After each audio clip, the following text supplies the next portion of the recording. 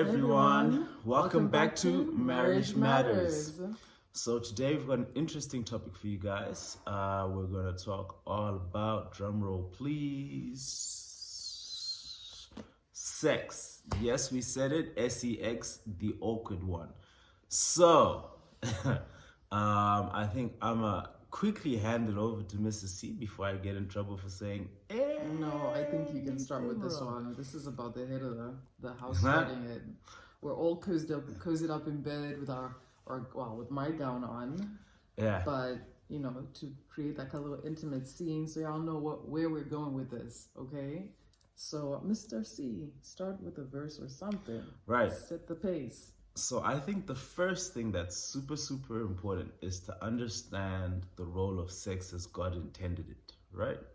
And it was for the enjoyment of married people, right? And I think that why we struggle so much these days is because the world has perversed sex in so many ways. Culturally, it's been perversed as it's bad. You're a prostitute if you enjoy it. Spiritually, it's been perversed. It's terrible. I've even heard some people saying they were raised being taught that if you have sex, you're gonna go to hell.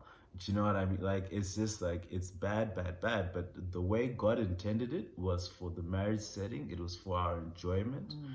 It was for going forth and multiplying. It was for all this amazing stuff, but anything outside of its confines becomes very, very, perverted and difficult. I think the dangers of sex outside of marriage are very real. I know it's extremely difficult being single, right? I think there's a lot of pressures that people encounter. I think Mr. C will take you through some of those from a woman's perspective. I can't exactly take you through them because I'm not a woman. But yeah, I think I understand how singles must feel, where it's like, well, it's dated, or well, I don't agree with how we used to be taught about this, or well, people just said that because they were scared we'd get pregnant or diseases or whatever. It's really not the case. So that's that trail of destruction we're talking about, and the only safe place for it is within marriage. It's always like, oh, I'm going through this situation, and then there's something always so much more attractive on the other side.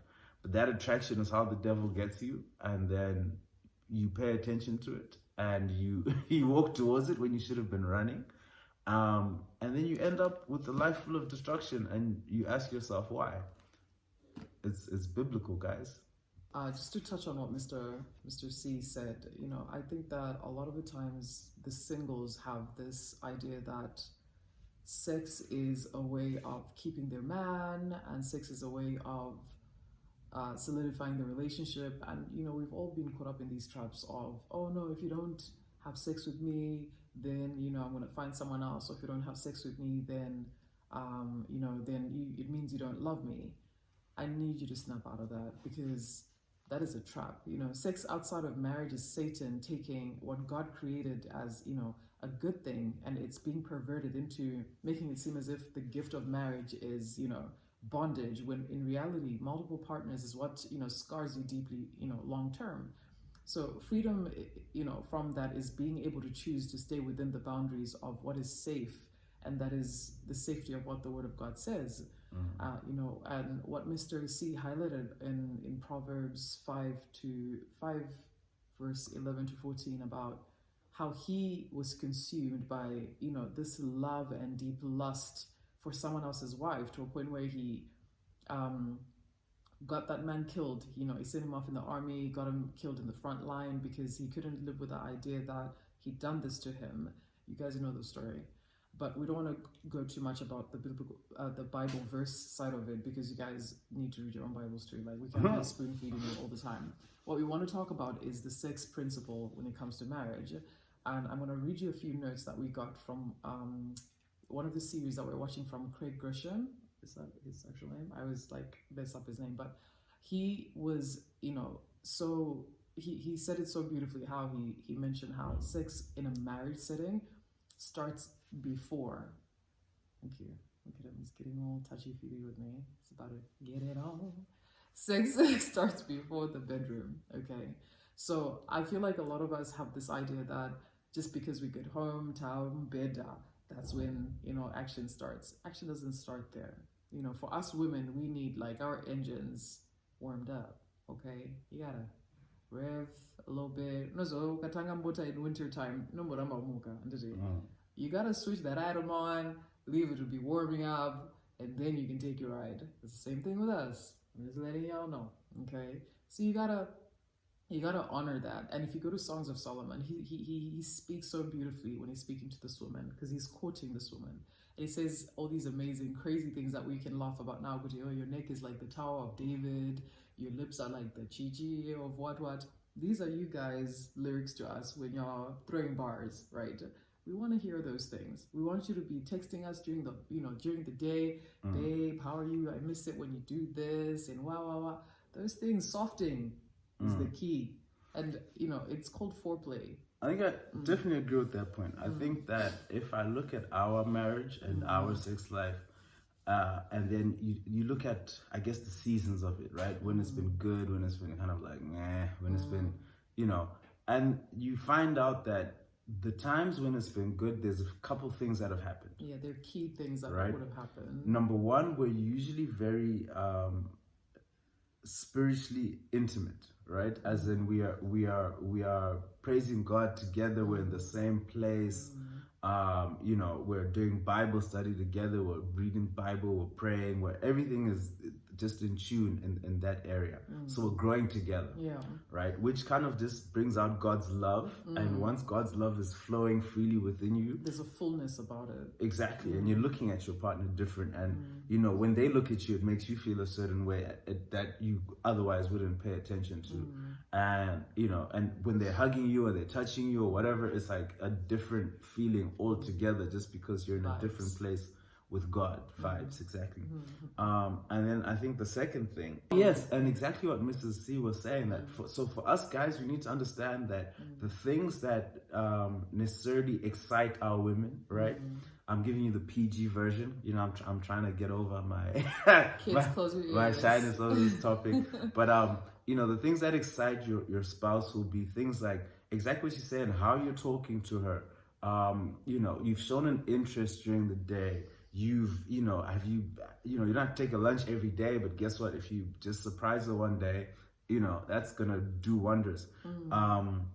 Just caring, having concern, communicating, constant communication, right? And fun communication emotional as well. Intimacy. Don't just call, just say, hey, Saka, no. Do you know what I mean? Like, call, like, hey, babe, like, how are you doing? I'll be like, hello, Madi? Oh, okay, bye.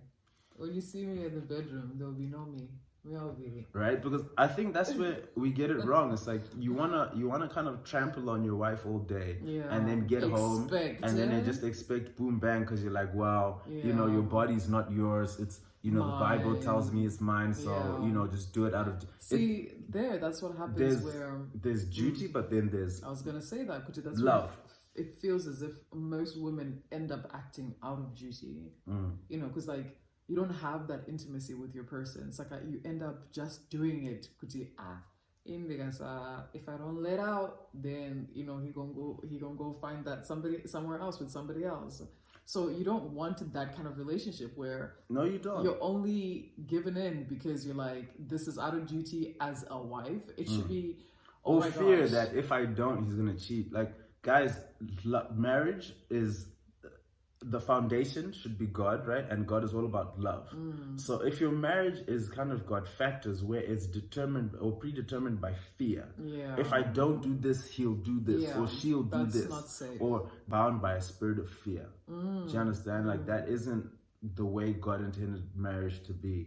And you're not going to have a very happy marriage, because you're always going to be anxious, you're going to be depressed, you're going to have anger, sort of like it's just not going to be a fun journey for you. It's not a basis to also just be, for us as women. Sorry, I'm just really tired. We started working out like 2 days ago, so like nyama zangu dororo teams. Like, so you imagine we're trying to be intimate. I'm like, don't do that. Can't move very much. Like, no, I'm like sitting in my position as we speak.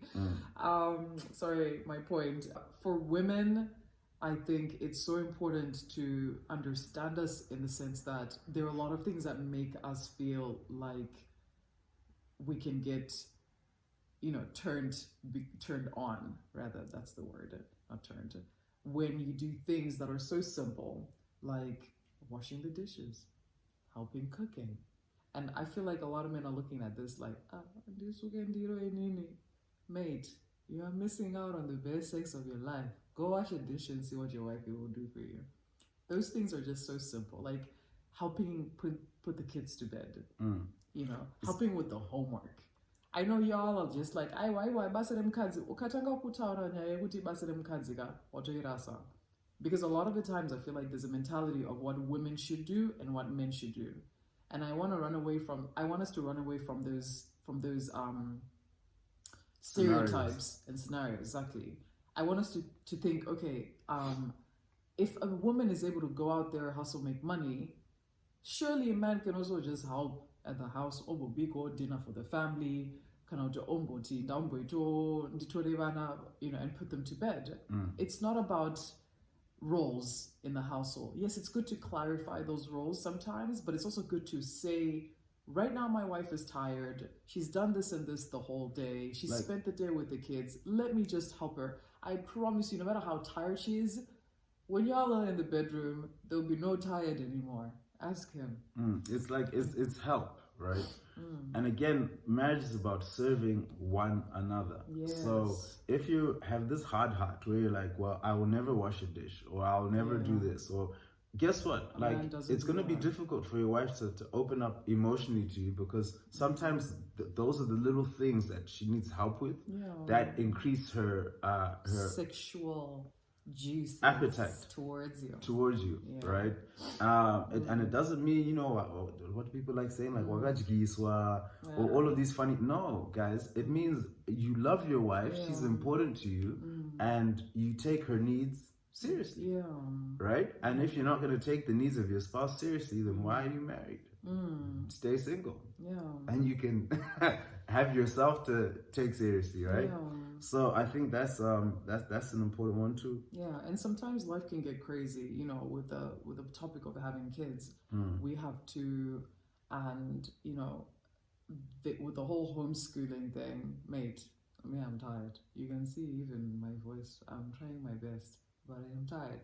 But you have to actually say to yourself, Kuti, this is part of our life as well. We may have the kids.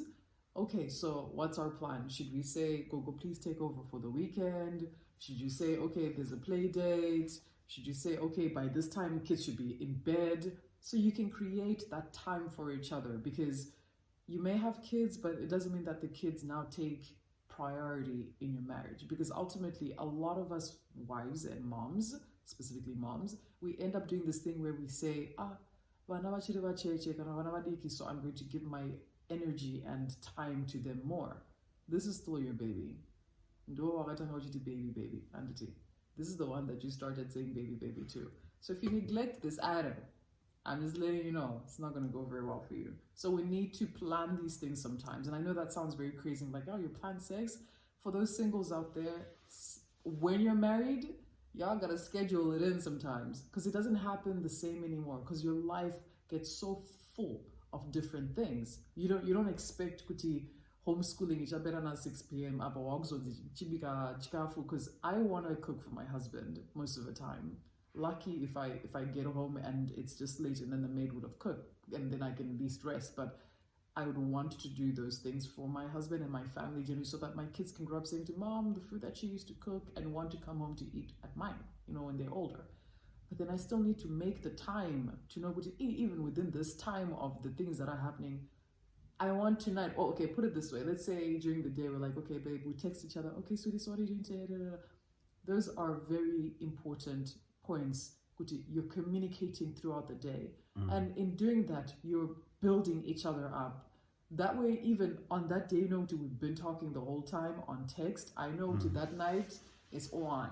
You know what I mean? Because if he just, like he said, Kuti, he gets home from work and then all of a sudden expects a certain service, mate, that's when it becomes duty for me. And we don't want it to end up being duty. Let's be intentional with how we are with each other, with how we are consistently trying to want and building each other up, even about commenting each other when I leave the house. He does it all the time. If I dress up for a meeting and I look however he feels I look, he'll be like, babe, you know, you're looking really, whatever he says. And I'm like, I already have a boost of, okay, so when I get home, like, you're gonna have to enjoy this thing that's leaving the house right now. And it's not for everybody out there. It's for me to feel good, and then it's for you to enjoy later. You know what I mean? I think that's a great point as well for on the women's side, right? Yeah. Because I think sometimes there's an emphasis to batter the men. It's always men this, men that. Women, for your marriages and this particular topic, you also need to understand the same way there's, you know, men are asked to understand that you guys have emotional needs, right? Men have, I guess, visual or sexual or physical needs, right? So, for example, if every night, you know, you're putting on your duke and you're like pajamas you used to wear when you were 14 and whatever, right? That isn't really doing much, right? Okay, look, I'm very guilty of that sometimes, and I'm cold, I'll wear my winter fleece, and he'll be like, babe. I'm not saying like it should be like a daily occurrence or whatever, but I'm saying the same way you would want your husband probably on a daily basis to like consider your emotions for certain things. Be also open to understand that you're not, my husband likes this, because that's pretty much how he's programmed, right? That's how his mind functions.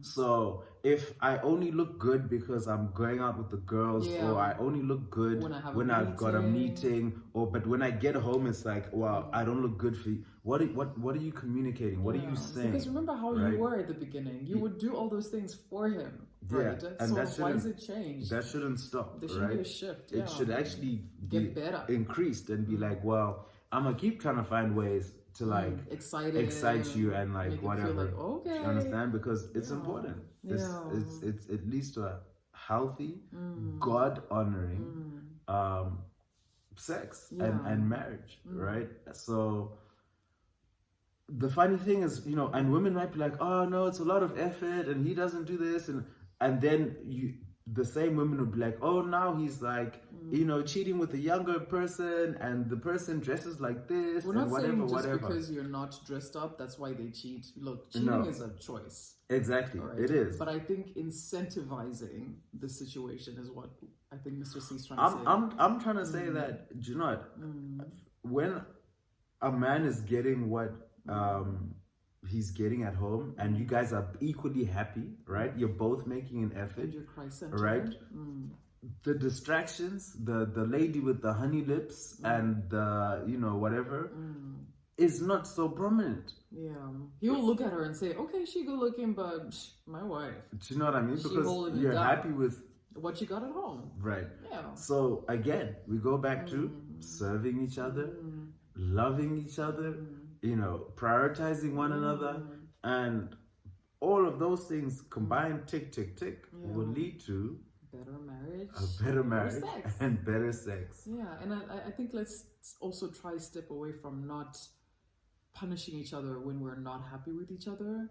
What I've noticed with us in our marriage is when we are not happy and we've been having a fight or whatever, like, is the word consummating correct? No, because that's at the beginning of the marriage. Okay. So but they're basically trying to say people start withholding sex.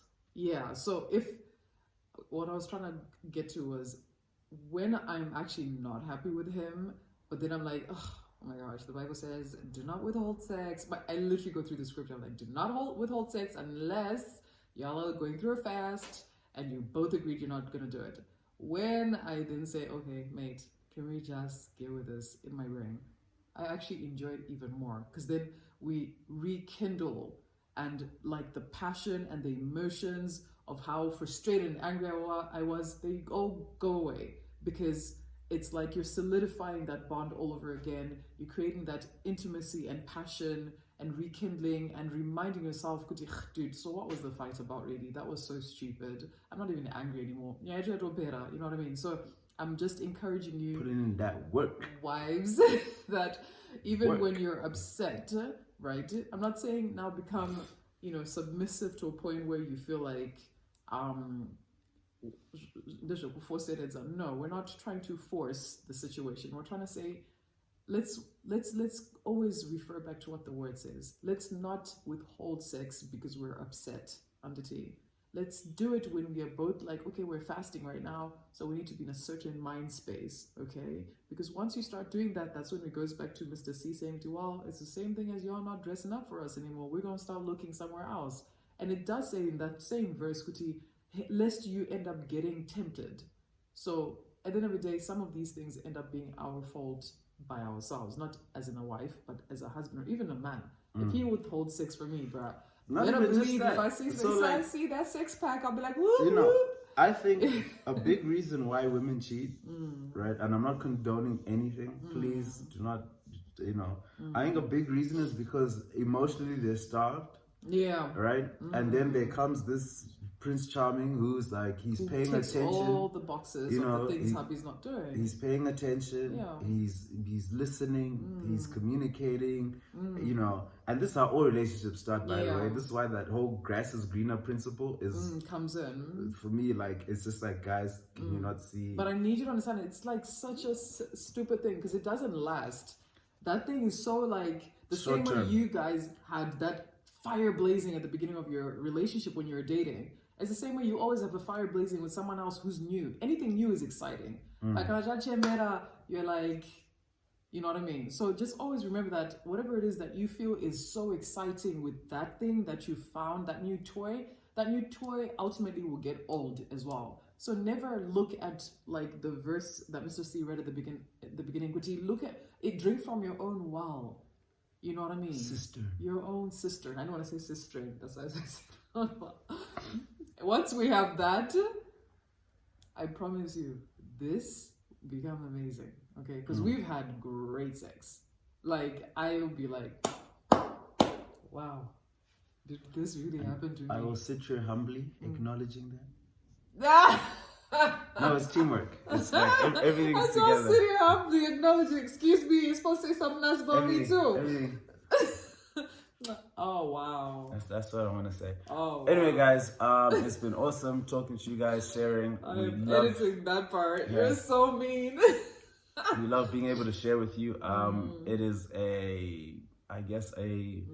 especially in Zim, because we have this whole culture thing, and it's difficult to discuss, but it's important to discuss because the whole point is, how can we help marriages? And if we don't talk about the things that actually affect marriages, what we deal with and go through, what are we doing? We're helping each other. We're not helping each other. So we'll probably try to do a part 2 of this because I'm going to ask follow-up questions, what you guys want us to dig deep into. I can do it live on my own. I had to dig deep for this one. Yeah, Mr. C is a shy lid. I got people watching. I'm a hashtag you as shy lid from now on. No, that's a female. I don't care. So anyway, thanks guys. Thanks guys. Right, bye, catch you next week. Bye. Please press pause. I can't get out.